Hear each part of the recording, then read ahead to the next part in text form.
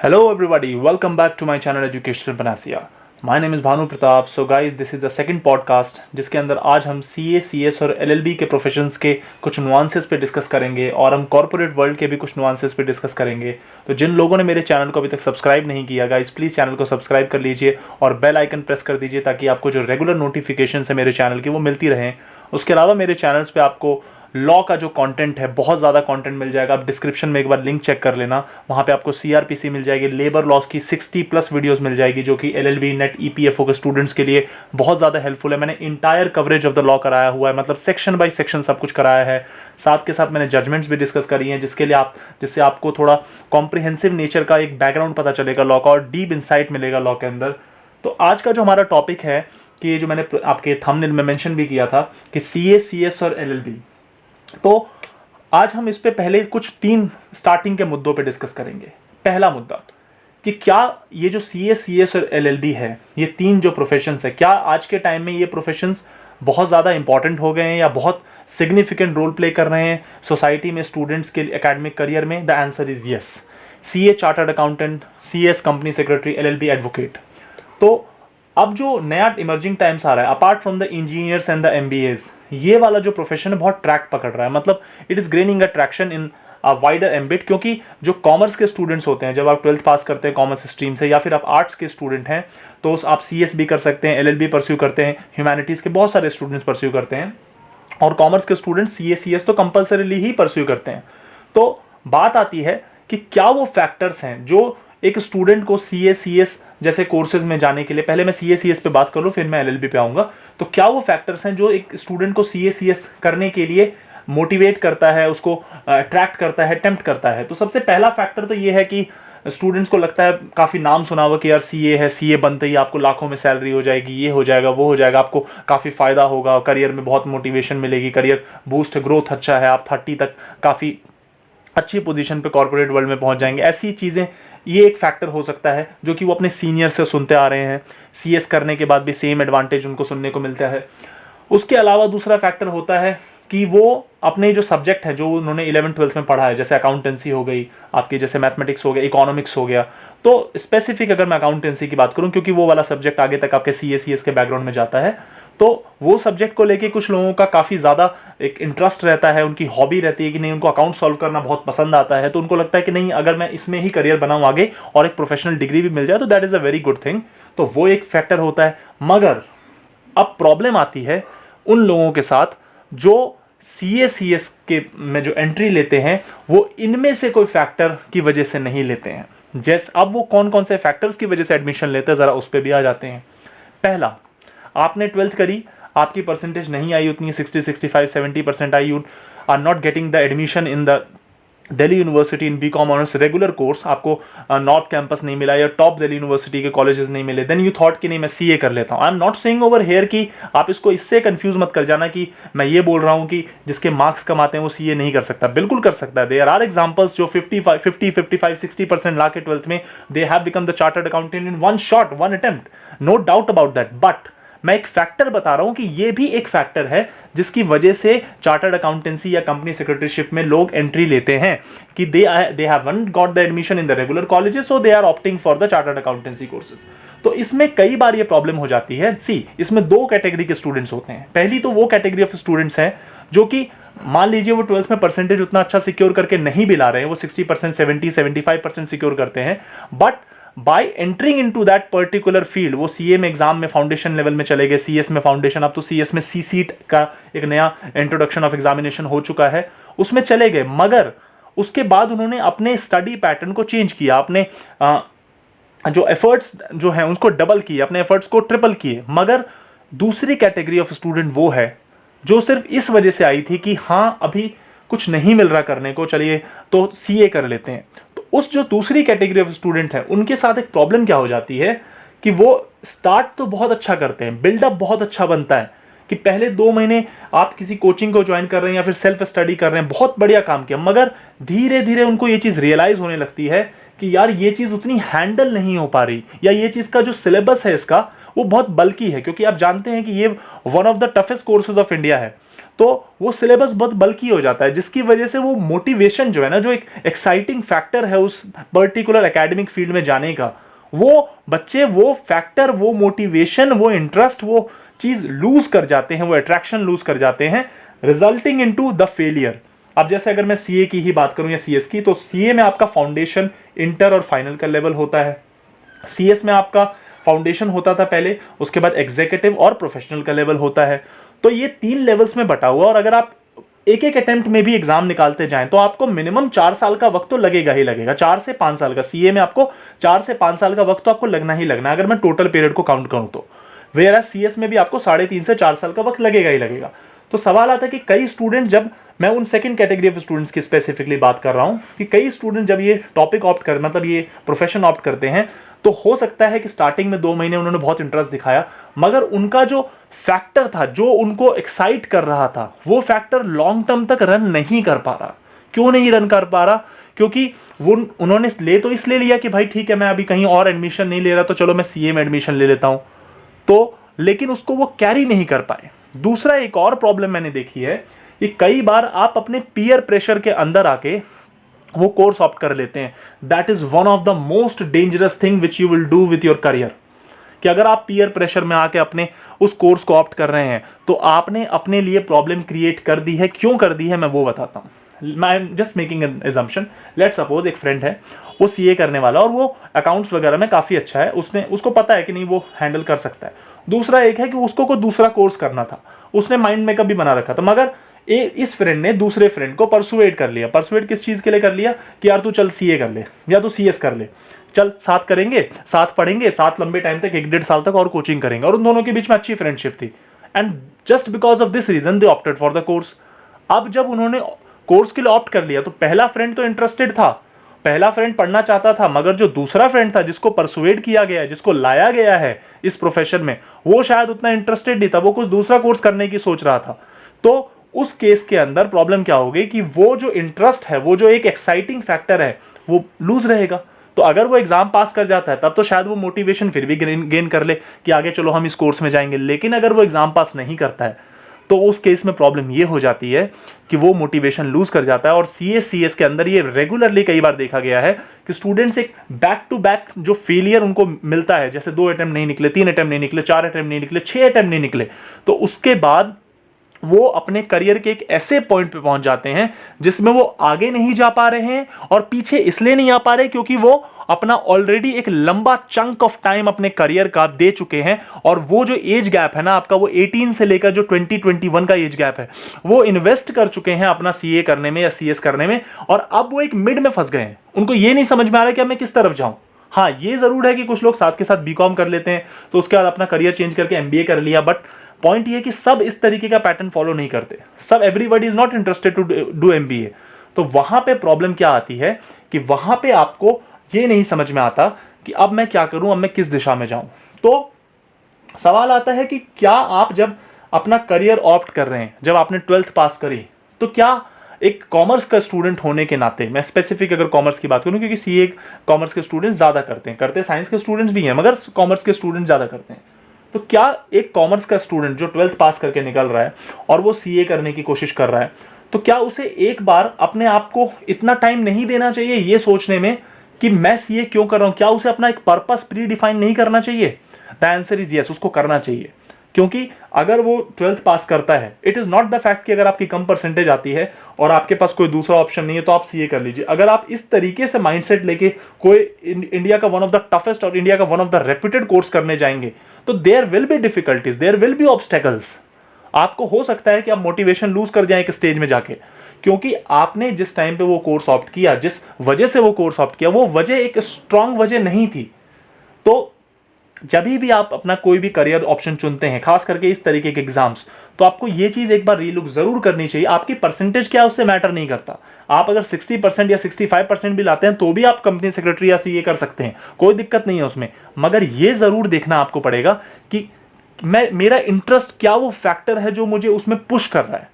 कुछ लोग यहां पे ये भी बोलते हैं कि सर जब तक हम उस कोर्स में जाएंगे नहीं, तब तक हम उस कोर्स के बारे में कैसे जानेंगे, तब तक उसमें इंटरेस्ट कैसे मिलेगा, तब तक हमें ये कैसे पता चलेगा कि वो कोर्स हमारे लिए है या नहीं है। ये बात भी सही है, मगर यहाँ पे एक बात ये है कि आप जब उस कोर्स में चले गए तो और उस कोर्स के बाद आपने वो कोर्स करना शुरू किया, आप पढ़ाई शुरू कर रहे हैं, तो पढ़ाई करते करते आपको ये फील हो जाता है कि आप उसमें इंटरेस्टेड हैं, आप उसमें इंटरेस्टेड नहीं हैं। क्या आप वो पीयर प्रेशर से कर रहे हैं, अपने फ्रेंड्स के प्रेशर में आके कर रहे हैं या नहीं कर रहे, वो चीज़ आपको स्टार्टिंग में पता चल जाती है, जिसकी वजह से आप लंबे टाइम तक, लेट सपोज कि आपको स्टार्टिंग में वो चीज़ आइडेंटिफाई हो गया, आप एक बार फेल हुआ, आपको लगा नहीं यार मैं तो कर लूंगा, 2 बार फेल हुए, 3 बार फेल हुए, 4 बार फेल हुए।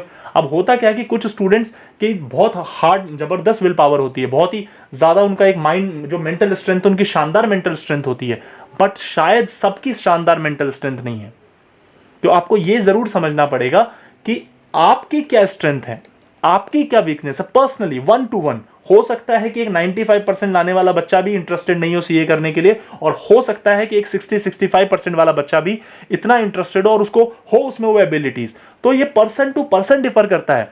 तो जब आप अपने करियर को ऑप्ट कर रहे हैं, जब आप ये सोच रहे हैं कि मुझे कल को सीए बनना है या मुझे कल को सीएस बनना है, तो कुछ प्री रिक्विजिट्स मुझे पता जरूर होने चाहिए कि क्या मैं इस चीज को करूं, और अगर मैं इस चीज को कर रहा हूं तो मैं अपनी लाइफ का कितना टाइम डिवोट करने वाला हूं, क्योंकि आने वाले टाइम में मैं फेल भी हो सकता हूं, मेरी बैक्स भी आ सकती है, मेरे को अटेम्प्ट्स भी लग सकते हैं। तो वो फैसला आपको करना पड़ेगा। दूसरी चीज, कई स्टूडेंट्स का एक कहना है कि सीएस कर लेंगे तो करियर में बनते ही, हम इसलिए सीएस कर रहे हैं कि जैसे ही चार्टर्ड अकाउंटेंट की डिग्री मिली है, कंपनी सेक्रेटरी की पैसों की का अंबार लग जाएगा, 1 लाख रुपए, 1.5 लाख रुपए महीना छापेंगे। कुछ स्टूडेंट्स 1 लाख का पैकेज पर मंथ उठाते भी हैं, no doubt about that. But अगर आप जनरल मार्केट में जाएंगे तो you will come to know कि इनिशियली जब आप कंपनी सेक्रेटरी बनते हैं या फिर आप चार्टर्ड अकाउंटेंट बनते हैं, तो स्टार्टिंग में जो आपको पैकेज कंपनी ऑफर करती है, या फिर अगर आप किसी फर्म के साथ भी जुड़े हुए हैं, तो that lies from somewhere around 25,000 to 45,000 per month. वो उसके ब्रैकेट में कहीं फॉल करती है स्टार्टिंग में। अगर आप इस तरीके के कुछ बड़े बड़े सपने सजा के बैठे हैं और इस जस्ट बिकॉज इसलिए आप सीए करना चाहते हैं, तो somewhere down you are lying to yourself, क्योंकि आप एक रियलिस्टिक चीज को इमेजिन करने को राजी नहीं है। अगर मान लीजिए, मैं एक एग्जांपल देता हूं, आपने कंपनी सेक्रेटरी करा और आपके दिमाग में एक माइंडसेट है कि आज मैंने कंपनी सेक्रेटरी बन गया और बनते ही मेरे पास 1.5 लाख का पैकेज होगा, मेरा 1.5 लाख पर मंथ मिलेगा, 2 लाख पर मंथ मिलेगा। तो रियलिटी के ग्राउंड्स पे हो सकता है कि फॉर 1% और 2% स्टूडेंट, टॉप स्टूडेंट्स के लिए वो चीज पॉसिबल भी हो सकती है कि उनको मिल गया पैकेज, एक अच्छी कंपनी मिल गई, बिग 4 या बिग 10 मिल गया उनको, but it will not happen to everyone. ये चीज आपको समझना पड़ेगा। तो आपको कुछ रियलिस्टिक ग्राउंड्स पे कि हाँ, अच्छा करियर है, बहुत अच्छा करियर है, बहुत अच्छा ग्रोथ रेट भी है, इसमें कोई भी डाउट नहीं है, मगर कुछ चीज़ें रियलिस्टिक भी होनी पड़ती हैं कि हाँ, अगर मैं पहले इनिशियली डिग्री ले रहा हूँ, मैं अभी इनएक्सपीरियंस्ड हूँ, मैं एक फ्रेशर हूँ, तो माइट भी मुझे 25,000 ऑफर करे, 30 ऑफर करे, 35, 40, 45 ऑफर करें, उससे ज़्यादा ना ऑफर करे, 50 तक मैक्सिमम ऑफर करेंगे। हो सकता है 2 साल बाद मैं 1 लाख का आदमी हूँ, लेकिन अगर मैं ये सोच के जा रहा हूँ मैं जाते ही ये कर दूंगा, 5 साल में मैं 5 लाख रुपए पर मंथ कमाना शुरू कर दूंगा, तो थोड़ा रियलिस्टिक आपको ज़रूर होना पड़ेगा। अब आते हैं हम एलएलबी के ऊपर। एलएलबी देखिए 2 तरीके की होती है। एक तो आपकी 5 साल वाली हो गई जो आप 12th करने की बात करते हैं, जिसका आज के टाइम में काफ़ी प्रोमिनेंस बढ़ रहा है, काफ़ी लोग इंटरेस्टेड हो रहे हैं। दूसरा होती है आपकी 3 साल वाली, जो आप ग्रेजुएशन करने के बाद करते हैं कि 3 साल की ग्रेजुएशन कर ली और 3 साल आपने उसमें गुजारा एलएलबी में। तो 3 साल वाली के लिए दिल्ली यूनिवर्सिटी काफ़ी फेमस है आपका, और 5 साल वाली के लिए एनएलयूज जो है वो टियर 1 लॉ कॉलेजेस हैं, टॉप कॉलेज लॉ कॉलेजेस हैं, जैसे कि आपका एनएलएस बैंगलोर हो गया, नालसार हैदराबाद हो गया, आपका एनयूजीएस कोलकाता हो गया, आपका भोपाल का एनएलयू हो गया, जोधपुर का एनएलयू हो गया, लखनऊ हो गया। ये सारे टॉप एनएलयूज हैं जिसकी अच्छी प्लेसमेंट भी जाती है और अच्छा ट्रैक रिकॉर्ड भी है। तो जब आप एनएलयू के लिए जाते हैं तो आप उसकी प्रिपरेशन कर रहे हैं, तो आपको एक चीज़ समझनी है कि अगर आपका एनएलयू में हो जाता है, अब मैं कुछ रियलिस्टिक चीज़ों पर बात कर लूँ, अगर आपका एनएलयू में हो जाता है तो एनएलयू में पूरे इंडिया में एक साल में कुछ 2400 से 2500 बच्चे, 2000 से 2500 बच्चों का ही एडमिशन होता है। उसके अलावा जो इंडिया में एडवोकेट्स बन रहे हैं, उसके अलावा जो इंडिया में जो लॉ की पढ़ाई करते हैं, वो most probably other private colleges में होते हैं, टियर 1 टॉप कुछ प्राइवेट कॉलेजेस हैं, उसके अलावा टियर 2 लॉ कॉलेजेस में वर्क करते हैं। तो अगर वो भी ये सोच के जा रहे हैं कि मैं जाऊंगा एलएलबी करूंगा 5 साल के एलएलबी करते ही निकलूंगा और मेरे को 1 लाख का पैकेज मेरे हाथ में होगा, तो कहीं ना कहीं आप थोड़ा रियलिस्टिक नहीं है। हो सकता है कि top law colleges NLU offer कर रही हैं, मगर अगर आप एनएलयू में हैं तो आपका रास्ता अलग है, आपको प्लेसमेंट आ रही है, टॉप लॉ फर्म्स है, टियर 1 लॉ फर्म्स है, उनकी प्लेसमेंट आ रही है। बट अगर आप एनएलयू में नहीं हैं, आप टीयर 2 लॉ कॉलेजेस के अंदर वर्क करते हैं, तो you need to put on this thing, you need to realise this particular fact कि आपको ऑफर जो प्लेसमेंट करा जाता है that somewhere lies around like same जो मैंने आपको बोला अभी 35-40,000 पर मंथ, उसके आसपास ही आपको ऑफर किया जाता है। हाँ, करियर ग्रोथ जरूर है, no doubt about that, career growth है। आप धीरे धीरे gradually, if you do hard work, if you do good work, you will gradually do very better in the future. But आपको यह भी समझना पड़ेगा कि ये जो आप स्टार्टिंग में अपना एक मोटिवेशन ले लेते हैं कि नहीं मैं इतना कमा लूंगा, 1 लाख 1.5 लाख छाप लूंगा, तो उससे क्या होता है कि जब आप वो डिग्री के पास पहुंचते हैं ना और वैसा जब नहीं हो रहा होता तो आपको एक डिसअपॉइंटमेंट हो जाती है। आपको लगता है कि यार एक्चुअली में तो वो रियलिटी नहीं थी, और वो डिसअपॉइंटमेंट ना कहीं आपको डीमोटिवेट कर देता है उस पर्टिकुलर प्रोफेशन के लिए।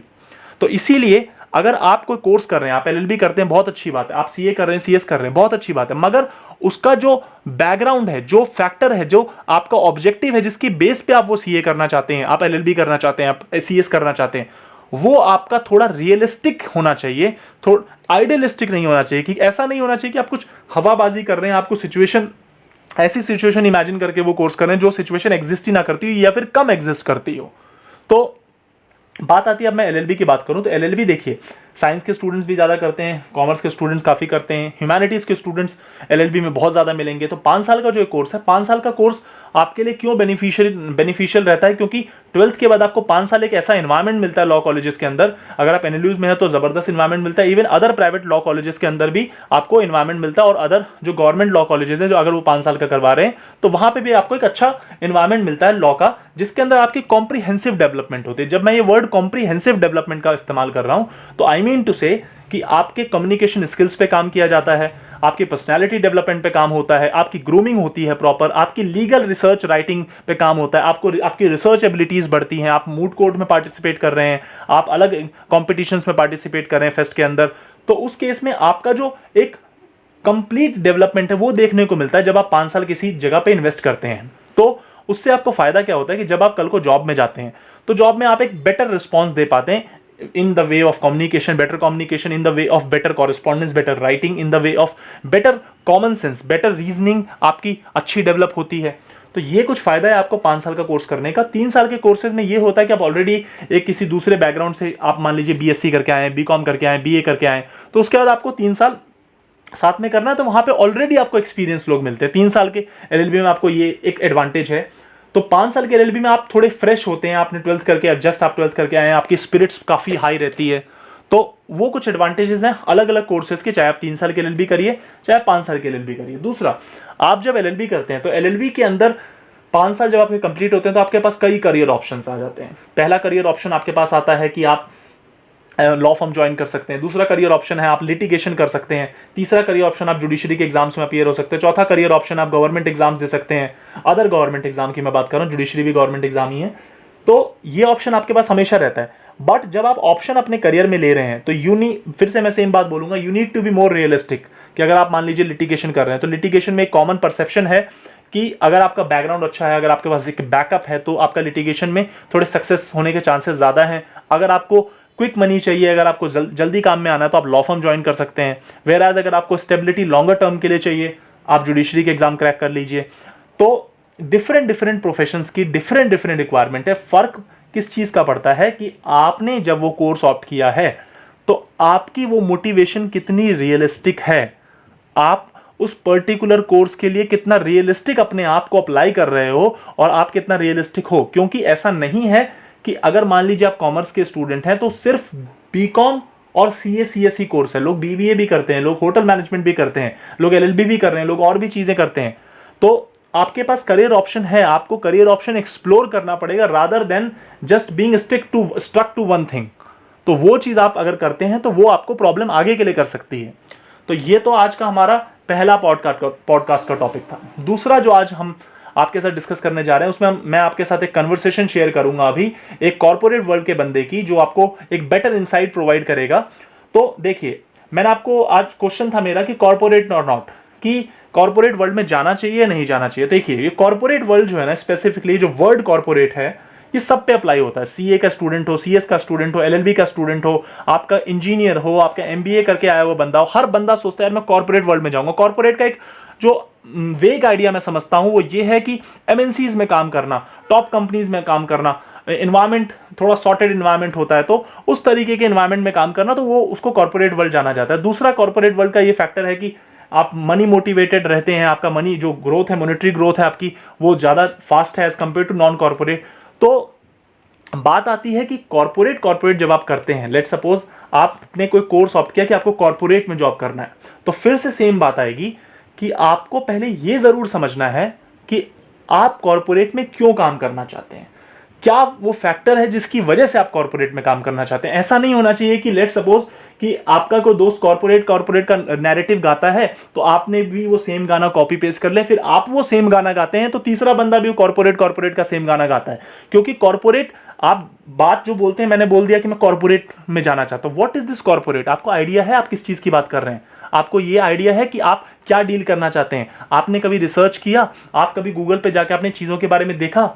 तो अगर आप वो चीज नहीं करते हो और आप सिर्फ जुमला ले रहे हो, आप सिर्फ नैरेटिव लेते हो कि हाँ कॉर्पोरेट, एक बंदे ने बोला कॉर्पोरेट में काम करना है, तो मैंने भी बोला कॉर्पोरेट में काम करना है, मुझे आइडिया तक नहीं कि काम कैसे होता है, मैंने कभी किसी सीनियर से बात नहीं करी, किसी से इंटरेक्ट नहीं किया, कभी किसी का एक्सपीरियंस नहीं देखा, तो उस केस में जब मैं एक्चुअल कॉर्पोरेट वर्ल्ड में जाऊंगा तो शायद मुझे लगे अरे यार मैंने तो जो सोचा था इसका तो जस्ट अपोजिट हो रहा है यहाँ पे। तो इसीलिए आपको यह समझना पड़ेगा कि आप जो काम कर रहे हैं, अगर आपका इंटरेस्ट जेन्युइनली कॉर्पोरेट में है तो बिल्कुल कॉर्पोरेट में जाइए। लेकिन अगर आपको लगता है कि आप नॉन कॉर्पोरेट में, मैं इसका एग्जांपल देता हूं, अगर आपको लगता है कि आप प्रैक्टिस कर सकते हैं, प्रैक्टिसिंग चार्टर्ड अकाउंटेंट आप बेटर हैं, या फिर आप प्रैक्टिसिंग एडवोकेट आप बेटर हैं, आप अपना काम आपको ज़्यादा समझ में आता है, आपके अच्छे कॉन्टैक्ट्स हैं, तो वहां पे अगर आप नॉन कॉर्पोरेट में भी काम करते हैं तो आपका वर्किंग एनवायरनमेंट उतना ही कॉम्पिटिटिव रहेगा, आप जो क्लाइंट्स मिलेंगे उतने ही टॉप क्लाइंट्स मिलेंगे, आपका जो अपने काम पे पकड़ होगी उतनी ही पकड़ होगी। तो आई एम नॉट सेइंग कि कॉर्पोरेट में जाना इज बैड, कॉर्पोरेट में जाना इज वेरी गुड, मैं अभी आपके साथ एक कॉन्वर्सेशन शेयर करूंगा, लेकिन साथ के साथ आपको बैलेंस जरूर बनाना पड़ेगा। जस्ट बिकॉज एक गाना गाना कि corporate is not the fact, you need to realise why you are going to corporate, and if you then know कि हाँ ये चीज मेरे लिए है, तो then you can go easily. तो अब जरा हम एक कॉन्वर्सेशन शेयर मैं आपके साथ कर लेता हूं, जिसके अंदर मैंने एक इंट्रैक्शन करी है। So today I have with me mister Vaibhav Karn, who is an IITian and presently working as a software developer in a leading MNC in Gurugram. तो सो वैभव, मुझे एक बात जाननी है कि हमने कई बार ये वर्ड सुना है कॉर्पोरेट कि यार मुझे कॉर्पोरेट में वर्क करना है, कॉर्पोरेट लाइफ जीनी है, कॉर्पोरेट कल्चर जीना है मुझे। CS स्टूडेंट्स के भी बोलते हैं, इंजीनियर्स भी बोलते हैं, MBA के स्टूडेंट भी सेम बात बोलते हैं। तो एग्जैक्टली ये कॉर्पोरेट कल्चर है क्या? What is this word corporate, हम क्या समझे इससे? Actually corporate world has more of become a culture now, ये कल्चर बन गया है। काफ़ी लोगों को पता नहीं होता कॉर्पोरेट है क्या, but they are just attracted to it क्योंकि वहाँ मासेज है। जो मेजर पॉपुलेशन है, हमारा यूथ है, हर वक्त कॉर्पोरेट के तरफ डाइवर्ट हो रहा है। कॉर्पोरेट अगर मैं सिंपल वर्ड्स में समझाना चाहूँ, is a place where we expect growth and a lot of money. That is not maybe in other fields, like if you do a normal government job or work in a basic private company, that we can't call as corporate. Corporate refers to big MNCs and all, where we have a big setup, where we have daily client interactions and all. So corporate is a culture that is trending in fashion. As you see, the youth follows the trend and corporate is the trend of the current times. तो अगर मैं corporate culture में काम करता हूँ तो उसके क्या पर्क्स हैं, मुझे क्या ऐसा एडवांटेजियस पोजीशन मिलेगा जो मैं नॉन कॉर्पोरेट में मुझे शायद ना मिले? कॉर्पोरेट में सबसे बड़ा एडवांटेज ये है कि कॉर्पोरेट फॉलो स्ट्रिक्ट टाइमलाइन। तो even if you are an engineer who has been indiscipline, 4 साल तक मस्त देर तक सो रहे हैं, कोई पता नहीं है कब उठना है कब नहीं जाना, but this won't happen in corporate. You corporate में you have deadlines, you have meeting deadlines that you need to achieve. So corporate in all makes you punctual. Punctuality बहुत ज़्यादा आ जाती है आपके अंदर, क्योंकि यू नीड टू नो कि you have some responsibilities and you need to deliver, else you would be on the losing side. Also corporate में सबसे मेजर एडवांटेज ये है कि पैसा बहुत है। Even if you consider other fields, I don't think in the current times, apart from the startups the people open on their own, if someone wants to do a proper job, then corporate has a lot of money compared to others. So yeah, these two are the major perks that I would say.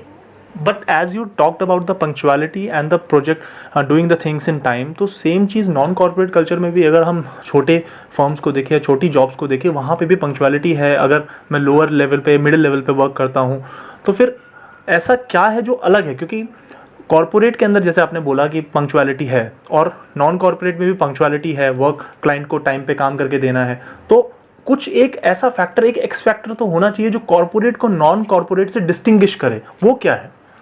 Actually, the word corporate is in itself a motivating factor, because when a person feels he's working for a corporate company, there is comes a lot of peer pressure. And when you see your peers working hard day and night and pushing for the manager's appraisal and pushing for their appraisal, going and impressing manager, then you as a person, you feel that I should also be more scheduled, more dedicated towards the work, and that pushes you a lot. And obviously the money factor, which is missing maybe in the other side when I have seen my other friends who are not working in corporate. So can I से कि अगर मैं corporate में job कर रहा हूँ तो I can see myself as a rich person within 5 years after joining the corporate? No, I will disagree with that. This is not a complete assumption one can make if it's working on corporate. A lot of depends on the amount of work you are putting in and other factors also that I won't like to mention here, but viewers are smart to understand that. Okay okay. तो 18 से 20 वो as होती है जहाँ पे जब students अलग अलग यूनिवर्सिटीज़ कॉलेज को ज्वाइन करता है, अलग कोर्सेज में जाता है, तो उसके मन में कई सारी इमोशनल अपस्विंग्स आते हैं करियर को लेके। तो वो एक, मुझे लगता है कि वो एक एज है जहाँ पे वो कॉर्पोरेट वर्ल्ड को लेके काफ़ी फैसिनेट हो जाता है। तो अगर एक्चुअल सेंस में हम बात करें कि कोई एक पर्टिकुलर स्टूडेंट जो कल को कॉर्पोरेट के लिए डिटरमाइंड होना चाहता है कि नहीं, उसको एक्चुअली में कॉर्पोरेट में वर्क करना है, he wants to do the job in the corporate field world, तो वो क्या बेसिक टेनेट्स हों या वो क्या बेसिक फैक्टर्स हों जिसकी वजह से उसे कॉर्पोरेट ज्वाइन करना चाहिए on a reality ground? See, talking on a reality ground, this is a very genuine question कि हमें कैसे पता लगेगा कि are we meant for corporate, और what should we see in the spark in our self की like we can, हम कर सकते हैं कॉर्पोरेट में।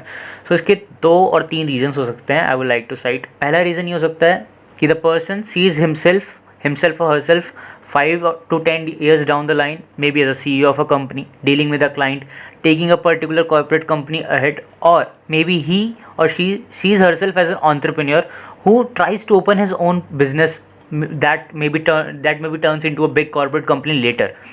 See, becoming an entrepreneur, there are 2 ways. Either I can open a startup. That's too risky because we already know the failure and success ratio of the startup in our nation. So better to join the corporate league and get to know how the actual companies, how the actual big companies function, and then later maybe gain some experience and go and divert our own line and stand our own business. The second thought for many youngsters that comes is money. Obviously, if we want to pursue our higher education maybe, and we are not that financially stable and all, then we can target corporate as a factor that gives us money and experience at the same time. So when we reach a sufficient age like 24 or 25, we are ready to go for higher studies with a good backup in our hand. So these are the 2 factors I would like to cite. So as you said that कि India में startup culture उतना successful नहीं है, तो ये एक basic factor बन सकता है कि आप कॉर्पोरेट में लंबे टाइम के लिए काम करें, 10 साल 5 साल 10 साल अपना करियर वहाँ पे इन्वेस्ट करें, अपना टाइम इन्वेस्ट करें, एफर्ट्स इन्वेस्ट करें। तो ये कुछ ऐसा नहीं हो जाएगा कि आप फिर वहाँ पे फंसे रह जाएंगे, एक काइंड ऑफ ट्रैप हो जाएगा इस तरीके का कल्चर? सी, अगेन वो पूरा आपके इनोवेटिव माइंडसेट पे डिपेंड करता है। अगर आप उसमें कंफर्टेबल हो गए उस लग्जूरियस लाइफ में, because you will start earning a good amount of money, a decent amount of money after 5 to 10 years, और अगर आप उस टाइम पे रिस्क लेने का तैयार है कि no, I want to set a league apart and do some startup that has my own mark, my own label. Maybe आप जितने स्टार्टअप्स देख लीजिए इंडिया में, जैसे फ्लिपकार्ट वगैरह है, तो उनके जितने ओनर्स थे, they worked for an MNC, gained experience, and then when they came to know about how a company actually functions, they moved out, they stepped out to do something unique. So in the end, it's all about mentality, how you are targeting that. So we can say over here कि corporate से हमें एक mechanism, एक system का पता चलता है कि कल को हम एक्चुअली में एंटरप्रेन्योर बनना चाहते हैं तो हमें वो पूरा क्या फ्रेमवर्क है, क्या वो रेगुलेटरी फ्रेमवर्क है, क्या वो ऑपरेटिव फ्रेमवर्क है, हमें उसका आइडिया लग जाएगा अगर हम कॉर्पोरेट में एक लंबा टाइम गुजारते हैं।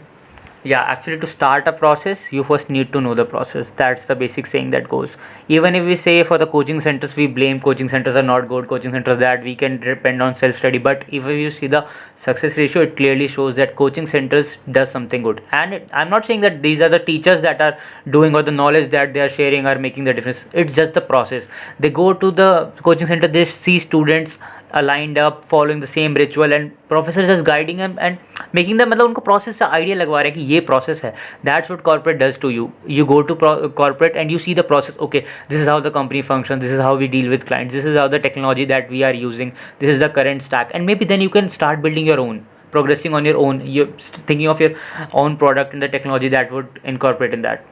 सो जैसे आपने ये मेंशन किया तो मुझे what I personally feel over here from the observations made by you कि ये एक बहुत बड़ा रोल प्ले कर रहा है कि अगर आप कॉर्पोरेट में जॉब करते हैं रादर देन नॉन कॉर्पोरेट में, तो आप चीज़ों को वाइडर एम्बिट में समझ पाएंगे और प्रोसेस को शायद वाइडर एम्बिट में समझ पाएंगे। या ऑब्वियसली, क्योंकि जिस स्केल ऑफ लेवल पर, जिस प्रोफेशनैलिटी पे वहाँ कॉर्पोरेट में वर्क होता है, for your product to hit the actual market, that is required, the actual process is surely required. तो जैसा कि आपने कॉर्पोरेट में जाने के काफ़ी सारे एडवांटेजेस बताए, तो कुछ डाउनसाइड्स भी होंगी या कुछ कॉन्स भी होंगे। तो अब ज़रा हम उन कॉन्स पे भी आते हैं कि क्या कॉर्पोरेट में जाने से प्रॉब्लम हो सकती है, एक्चुअली में होती है। So as the saying goes, comes with perks, takes a lot of sacrifices. For the perks that we get, we had to sacrifice a lot. We have to sacrifice a lot, and the sacrifice is mainly on the part of job-life balance, as you say. The job-life balance, in simple terms, is तुम कितने घंटे job को दे रहे हो, और उसके बाद are you mentally fit to pursue other hobbies or other likings that you have in your life.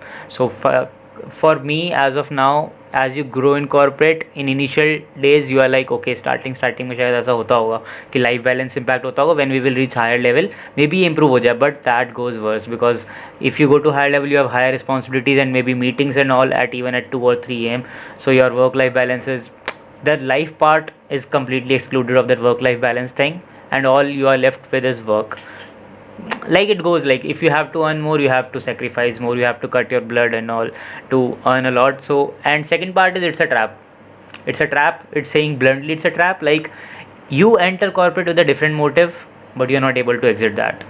As I previously mentioned, like your motive can be to be an entrepreneur, can be to pursue higher education maybe 4 or 5 years down the line, but when you enter corporate and stay there for 4 से 5 साल तुम वहाँ रहते हो, then you start enjoying that. तुम्हारे हर महीने starting के 1 तारीख को 80,000, 1 लाख, 2 लाख रुपए क्रेडिट हो रहे हैं. then why would you take the risk? It takes a lot of guts to exit that trap, and frankly speaking 70 to 80% people are not able to exit or not able to take that risk. Let's take an assumption. Suppose while in the corporate I have changed my mind, or I want to do something else, I want to prepare for the government exams. So will corporate allow me this space, the particular space in which I would be having a particular time to prepare for those examinations? No, it would be very tough for an individual to prepare for any competitive exam pursuing corporate. If he does, his work will be impacted at office, and if there is some impact at work in office, it's clearly highlighted by the performance matrices these people carry. It's a lot of strict, and you will be pointed out every time regarding your work, and that ultimately will create a mental stress on you, and you will be diverted from both sides. You won't be able to focus on competitive exam as well as the job. But I'm not saying bluntly that no one can do.